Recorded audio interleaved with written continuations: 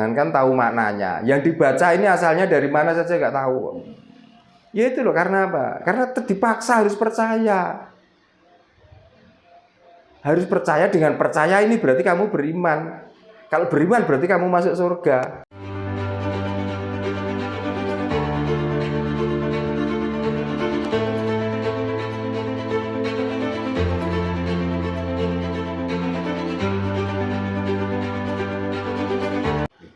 Pemikiran-pemikiran seperti itu juga perlu gimana ya? Perlu pencerahan. Supaya kita itu yakin bahwa sopo sing tumemen bakal tinemu. Gitu. Jadi jangan pernah pasrah sebelum kamu pernah lelah. Kok orang tahu lelah, orang tahu berbuat apa-apa kok pasrah. Ya akhirnya ngladrah. Itu. Atau bubrah itu. Kok penak tenan ya Pak ya. Murah-murah kok pasrah. Ada juga tulisan seperti ini Pak. Mungkin nanti Pak Jarno bisa sedikit memberikan pemahaman biar kita ini selaku orang Nusantara, khususnya orang Jawa ini cepat sadar Pak Jarno, bahwa Tuhan itu maha terang, agama itu level SD. Ya dari dulu Tuhan itu memang maha terang. Bagi siapa? Ya bagi orang yang bisa menerangi perasaan dan otaknya sendiri. Nah agama itu apa? Agama itu cuma mengikuti rekayasa hati ini loh. Supaya kita itu seolah-olah orang beragama, maka kita itu mau anut agama ini, mau anut agama itu. Itu kan tinggal kita itu setelah bisa mencerahkan dan menerangi hati dan pikiran kita. Nah kita kadang-kadang buta hati, buta pikiran, kita sudah beragama dan seolah-olah agama inilah yang bisa menerangi hati dan pikiran. Akhirnya apa? Ya selalu kita di dalam kegelapan. Akhirnya. Ya itu larinya. Dikit-dikit Tuhan, dikit-dikit Tuhan. Sampai tidak pernah mengindahkan hasil karyanya sendiri. Ini kalau nggak Tuhan yang mengendaki nggak bisa. Begitu. Nah, apa gunanya kita itu gerak? Apa gunanya kita makan? Apa gunanya kalau sakit minum obat? Kalau terus larinya ke situ. Berarti Pak Jarno yang sepakat nih bahwa jika agama itu hanya level SD. Kalau saya bukan SD, TK. TK saja masih kurang. PAUD berarti PAUD. Nah, orang belajar itu.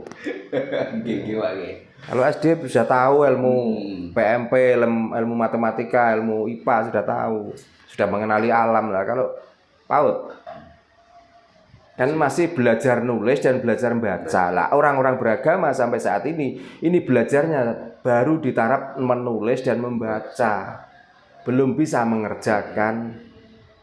Gitu. Seolah-olah yang selalu dikerjakan tiap hari inilah pekerjaan agama, seolah begitu. Tiap hari menulis, tiap hari baca. Ya situ. Nggak tahu maknanya. Lah kalau kok jangankan tahu maknanya, yang dibaca ini asalnya dari mana saja nggak tahu. Ya itu loh, karena apa? Karena dipaksa harus percaya. Harus percaya, dengan percaya ini berarti kamu beriman. Kalau beriman berarti kamu masuk surga. Nah, apakah seperti itu dengan percaya saja sudah bisa masuk surga? Kok murah men swarga itu? Gitu. Kok penak tenan Pak ya. Apa ya kira-kira ya ngono swarga iku.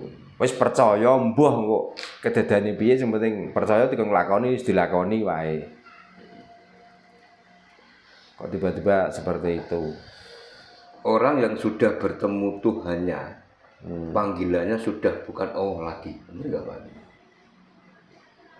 Lah, apakah Allah itu nama Tuhan? Makanya kalau sudah bertemu, ngapain kita panggil namanya? Ya mendingan kita fungsikan. Makanya saya kan carilah Tuhan. Kalau sudah ketemu, mau apa kamu sudah ketemu? Maka memungsikan Tuhan pada diri kita itulah yang paling penting. Tidak perlu menyebut Allah gitu Pak. Itu saya sudah sering ngomong, jangan disebut Allah, sebut Sariman lo sah. Ngateman sah, Sarimin sah. Darsono sah. Sah-sah saja. Sah. Sudah dibilang bahwa itu yang disebut-sebut itu cuma nama. Nah, Mbok kalau itu mencari orang yang mempunyai nama itu. Gitu loh. Iya, kalau namanya itu, Pak. Kalau enggak kan kita juga nanti. Nah, kan itu kesepakatan bersama bahwa menamai Tuhan itu namanya itu. Makanya carilah yang mempunyai nama ini siapa. Gitu. Makanya kalau bertamu jangan di rumahnya, bertamu langsung ketemu orangnya loh, penak. Bertamu kok ke rumahnya.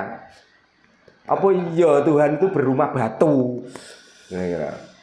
Makanya letak laisa kamislihi syai'un itu sudah benar adanya. Cuman kita saja yang buta. Jadi Tuhan itu tidak menyerupai suatu benda.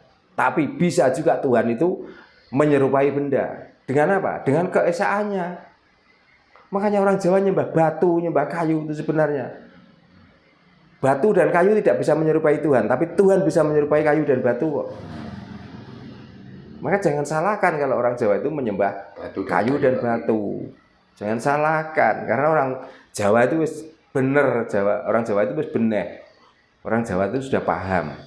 Sebelum ada agama orang Jawa sudah daripada orang yang menyembah yang tidak jelas itu. Menghadap kiblat itu yang disembah kiblat itu siapa? Enggak ada. Apakah Tuhan itu di sana kira-kira? Enggak, kan enggak mungkin. Makanya orang Jawa kalau melihat kayu besar perlu disembah, jangan-jangan itu Tuhan. Melihat gunung kok di situ angker, kok jangan-jangan itu Tuhan. Jangan-jangan itu Tuhan. Itu. Karena saking sulitnya untuk menembus dimensi Tuhan itu. Ini dengan apa ya? Dengan kita tuh percaya dengan rasa kita sendiri. Kenapa kok kita menyembah batu? Ini kalau nggak buatan Tuhan nggak mungkin. Kalau buatan manusia dengan mengandalkan peralatan yang ada sampai saat ini, belum ada alat itu yang bisa menyerupai bentuk gunung atau kayu yang sebesar itu. Sebetulnya kalau kita mau sadar, kita tiap tahun nggak usah pergi ke Arab, Pak. Gimana? Sebetulnya kalau kita mau sadar, kita tiap tahun udah nggak perlu ke sana. Ke Arab. Mungkin. Nah, memang orang sini itu kan lagi gila dengan ajaran dari Arab. Maka pergi ke sana itu ya masih karena itu loh, masih umat itu loh. Masih tergila-gila dengan ajaran dari Arab. Padahal di negara kita belum banyak, itu Pak ya. Nah iya makanya pasir ya kayak banyak. Ya, sumberan ya ora kurang. Tapi kenapa kok harus datang ke tempat sumberan yang sedikit? Kenapa harus datang ke gurun yang gurun tidak? Katanya berkah Pak sana itu airnya. Ya berkah nek mau mangap sana terus kelebekan debu pasir. Bisa nek 3 wulan ora lesu. Nah, apakah kalau di sana berkah di sini itu enggak malah lebih dari berkah? Kira-kira. Orang sini yang pergi ke sana itu mungkin 1 tahun sekali. Ya, nah kalau hidup di sini tiap hari itu lo makan, minum di sini, tidur di sini, mencari rezeki di sini. Kok masih menganggap negara orang lain berkah? Nah itulah buktinya orang-orang kafir yang mengaku iman, orang-orang yang tertutup hatinya mengaku terang dengan mengikuti ajaran Tuhan. Orang kafir teriak kafir buktinya kan. Iya itu. Pak, ini lagi viral di medsos Pak Jarno. Ini ada salah satu pengasuh ponpes di Jawa Barat kalau nggak salah ya. Beliau itu kan ada acara keagamaan, terus mengundang para habib Pak. Ketika para habib itu nyampe sana, melihat istri si pengasuh ponpes tadi cantik katanya. Nah, saking kurang ajarnya habib Pak, dengan melihat istrinya tadi, beliau tuh langsung belak-belakan mau diminta istrinya. Nah itu orang seperti itu ngaku-ngaku masih keturunan Nabi, itu kan enggak suatu hal yang konyol Pak Jarno. Memang kalau mau meneliti dari kitab-kitab agama, memang ada ajaran yang model seperti itu. Nah, cuman saat ini masih disembunyikan, belum berani membuka tabir itu semua. Makanya mempelajari kitab itu perlu, karena kitab itu tulisan, bacaan. Ada di dalam surat-surat tertentu itu yang mengajarkan seperti itu. Ada Pak? Ada. Kok kurang ajar ya Pak? Sehingga kok malah kurang ajar ya Pak Jarno? Ya bukan kurang ajar ya. Nah itu dilakukan orang-orang tertentu. Nah kita karena disuruh, makanya kalau ada orang membaca kitab, kita disuruh diam, nggak boleh ngomong, dan nggak perlu tahu artinya. Yang penting kita mendengarkan sudah dapat pahala. Ya supaya itu terlepas itu ajaran baik maupun buruk, karena itu namanya kitab, maka dimuliakanlah, kita dengarkan dengan seksama, dengan harapan apa? Pahala dari bacaan kitab itu. Jadi intinya kalau gitu semua itu kita semua itu rekayasa semua Pak. Dari ulah manusia yang Nah makanya saya tadi tanya, waktu Nabi itu ketemu Tuhan, menyampaikan risalah untuk melakukan sholat, pakai bahasa apa? Kenapa di situ gak ditulis? Itu loh. Kenapa kok gak ditulis waktu itu ketemu dengan Tuhan memakai bahasa ini?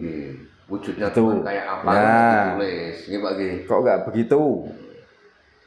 Karena dengan Tuhan menyampaikan wahyu melalui malaikat Jibril, dan malaikat Jibril yang menyampaikan Nabi Muhammad juga pasti tahu apakah Jibril itu hanya suara, apakah Jibril itu wujud. Mestinya kan itu yang perlu ditulis. Karena untuk apa? Untuk pembuktian supaya umat atau pemeluk ini supaya tidak bingung. Gitu. Tapi kan belum ada cerita itu. Ada. Yang ditulis cuma perintah. Terus tiba-tiba yang dibaca itu tulisan sudah jadi. Lah, kok nggak ditanyakan lagi? Siapa di antara yang menulis wahyu yang disampaikan oleh Tuhan kepada Nabi itu? Karena nggak mungkin kalau Nabi menulis itu, karena ada sedikit cerita menceritakan bahwa Nabi itu tidak bisa menulis dan tidak bisa membaca. Kalau ditulis oleh sahabat siapa waktu itu yang menulis?